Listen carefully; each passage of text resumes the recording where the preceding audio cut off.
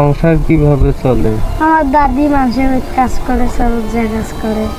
আর তোমার আম্মু? আম্মুর ওই যে ক্যান্সার ছিল আগে। হ্যাঁ। আসসালামু আলাইকুম গাইস, এমএসএন ব্লগসের পক্ষ থেকে আপনাদেরকে স্বাগত। আজকে শুক্রবার, জুম্মার নামাজের পর আমরা খাওয়া দাওয়া করে একটু মনে প্রশান্তির জন্য তাজপুর সংলগ্ন 3 নং এক্সপারে সময় কাটানোর জন্য আসছি। তো এখানে আমি বসে থাকা অবস্থায় একটা ছেলেকে, ছোট বাচ্চাকে দেখতে পাচ্ছি। বাচ্চাটাকে এখন আমরা ডাকবো এবং ওর সঙ্গে একটু কথা বলবো। আপনারা আমাদের পাশে থাকুন। শোনো, এদিকে আসো।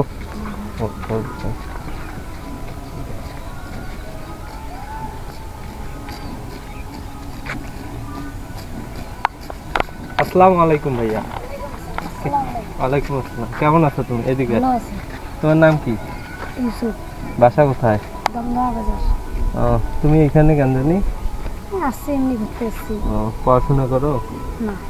পড়াশোনা করো না কেন? ওই যে একটা পরীক্ষা দেয় না, সব পরীক্ষা হয়েছে, একটা পরীক্ষা নাই দিয়ে দেখি ঝাড়াই বুড়ি বিয়ে করা গেছিলাম। কোন বা একটা স্যার নতুন এসে নাম কাটিয়ে গেছে। তোমার বাসায় কে কে আছে? বাসায় আছে আম্মু আছে, আর দাদি তো কাজে গেছে, আর আমার ভাই আর বোন আছে। তোমরা কয় ভাই বোন? আমার 2 ভাই 1 বোন। তোমার বাবা নাই? আব্বু পাগলা।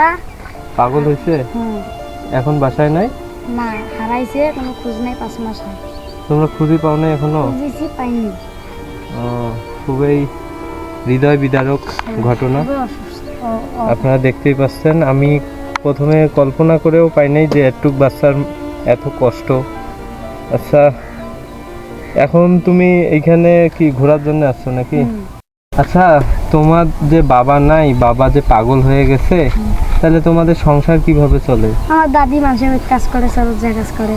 আর তোমার আম্মু? আম্মুর ওই যে ক্যান্সার ছিল আগে, হ্যাঁ, সুস্থ হয়েছে, এলাম মানুষের কাম করে, মাসে 1000 টাকা বিল দিয়ে দেখি। আম্মু না করে, সকাল 6টার সময় রাখায়, বাড়িতে আন্দা বাড়ি করবার না পায়, এই জন্য তো না করে রাখা। তা তোমরা যে 2 ভাই বোন? তুমি বড় না তোমার বোন বড়? আমি সবার বড়। তুমি সবার বড়? আর বাকি 2 জন? আমরা গেলে বাড়ির থাকে, আম্মু কাছে থাকে। আমরা গেলে দাদি গরম বিস্কুট টিস্কুট এলে খায়। গাইজ, আপনারা তো সবই শুনলেন, একটু বাচ্চার মনে কত কষ্ট। তা আসলে আমরা এখানে আসছিলাম 3 জন মিলে সময় কাটানোর জন্য। তো আমাদের জন্য আমরা চিপস আনছিলাম। তো আমি ভাবতেও পারিনি যে এরকম একটা বাচ্চার সঙ্গে দেখা হয়ে যাবে। তো আমরা যে চিপসটা আনছিলাম ওটা একে খেতে দিব না, এটা তুমি খাওয়া, ঠিক আছে? আচ্ছা, যাও।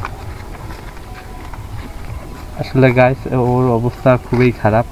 আচ্ছা, যেহেতু ওর দেখে বোঝা যাচ্ছে ওর কাছে কোনো টাকা পয়সা নাই, তো আমরাও তো তেমন নিয়েতে আসিনি। তো আমার পকেটে যা আছে আমরা ডাক দিয়ে ওকে তাই দিব। ভাইয়া, শোনো, এদিকে আসো। আমি জানি না এখানে কত আছে। আচ্ছা, যাই থাক, ওকে দিলাম। শোনো, তুমি এটা চকলেট কিনে খাইও, হ্যাঁ? ঠিক আছে, যাও।